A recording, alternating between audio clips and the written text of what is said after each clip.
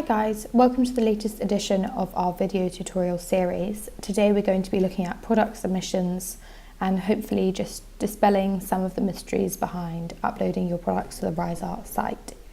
So we're going to start off on the home page and you want to sign in here in the top right hand corner, and as a seller you'll then have access to the seller console. So from the seller console we go to manage artwork and we go to add artwork here. The first thing that comes up is the type of artwork. This is really straightforward and it's whether it's an original art or a limited edition piece. We're going to do limited edition today just because there's another step you must go through in this case, so we may as well do that. The image file is the first thing that you need to upload, and this is obviously really important because it's the main artwork image.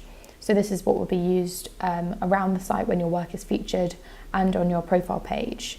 So to look for some more detailed descriptions about what we're looking for, we want to go to the Seller Support Centre, go to Uploading and Managing Artwork for Sale, and How to Photograph Your Artwork.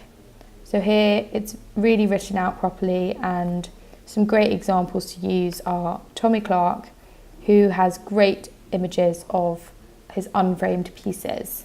So they're really high resolution, really clear and bright, and are cropped to the border of the frame and are from straight on. These are the main things we're looking for. And then for framed images, we're looking for the same things except for we want it cropped to the edge of the frame in this case, just so that we're really transparent to the customer. And as you can see, it's really clear from just the profile page that these images are framed. So yeah, if you're looking for more descriptions, just go here, and otherwise you just upload your image, and we're going to call this roads. The next thing will be the description. So as you can see here, what we'd really like is for the description to be in third person, and essentially it's just any story behind your work or any information that you'd like to include that you can't anywhere else. Just put that here.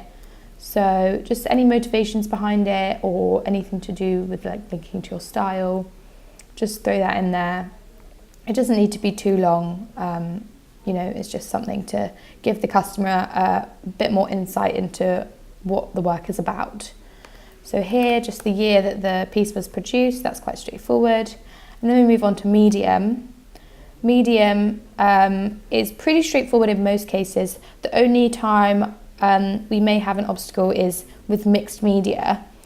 It is actually rare that you'll need to use mixed media function, and if the painting has multiple materials, then please just click painting, painting mixed media, and this will give your work better visibility on the site in terms of search functions. As people will tend to be searching for a painting more than they'll be searching for just plain mixed media. So if you are using multiple materials, please just go for painting mixed media.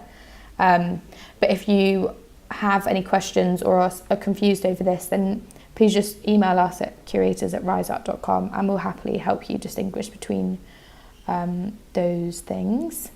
So in this case, we're going to photography and we move on to subject. So again, just, go for the thing that you think makes the most sense in terms of your subject matter that you've focused on. You'll pretty easily be able to do that. In this case, we'll go for transport. And then style. So in this case, we go for realistic. This, again, you should, probably know what style you work in, so it won't be a problem. But again, just drop us an email if you're having any trouble with that. Materials used. Just put in all of the materials used. It's really good to just write everything down there so it's really transparent to the customer. So edition size, this is obviously only an option if it's a limited edition piece that you're uploading. If it's original, then this won't be here. So don't worry about the fact that if you don't want to be selling, all 20 on our site, there'll be an option to do stock number later on. So just put in the true edition size here. And then we move on to tags.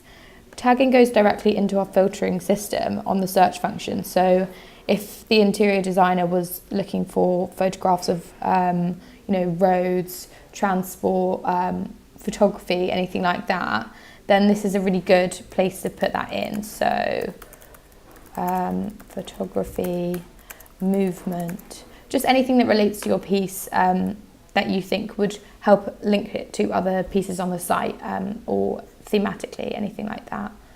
Then we move on to the width.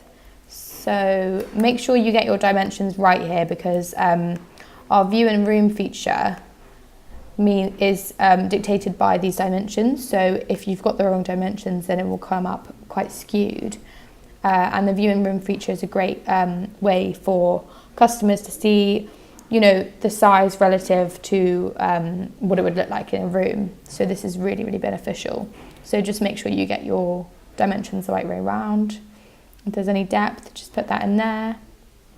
Pricing, as you can see here, you must sell your work for the same as you sell it elsewhere. You can't sell it any higher or lower, so please make sure that you do that. Shipping tables, this is really, really important.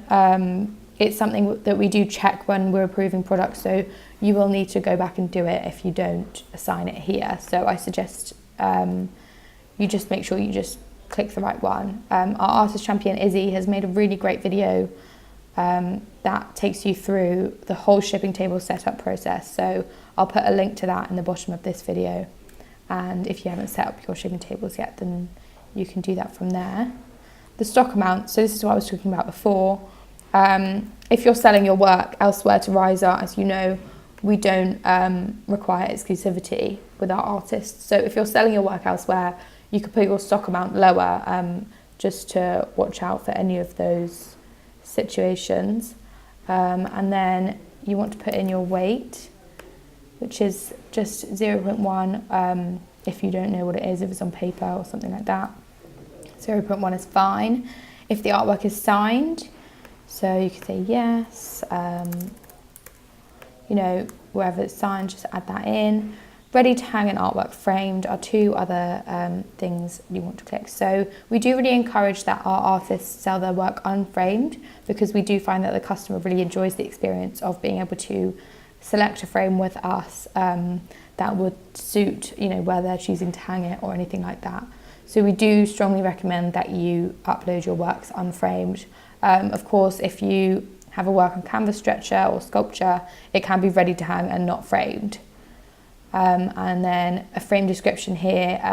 Again, if your work is framed, please include details of the frame in your images and here, so that the customer can really see it. And then the last thing you want to click on this page is the rentals. So we really strongly recommend that our artists choose to do the rental process with us. Over 85% of our artworks rented by our customers end up being sold, and it's just really a win-win situation. It's great for customers who don't necessarily know what they're looking for yet, or for corporate clients and things like that. So that's a really great idea to click it. So you can just leave it clicked there, and more details will be found there. So then you click add artwork, and after you've check all your details and things like that first, and then this comes up. Don't worry too much about this. This is just how the work will appear on your main page, but the main image will be seen after that. And then we are here. So one thing you want to make sure you do here is go to details and add secondary images. This is so important and will really boost your chances of a sale. So secondary images can be, pictures of the work in situ, pictures of the work in progress, detail images, anything like that. It's just really great to have more images up on the product page, just because it gives the customer, again, just more to look at and to know more about the product. So then when you're done this, make sure you submit your work for approval, and it will go to us and we will have a look and check everything's in order, and then we'll approve it. So I hope that cleared a few things up for everyone. If you have any more questions, don't hesitate to give us an email or a call. And I hope you enjoyed the video.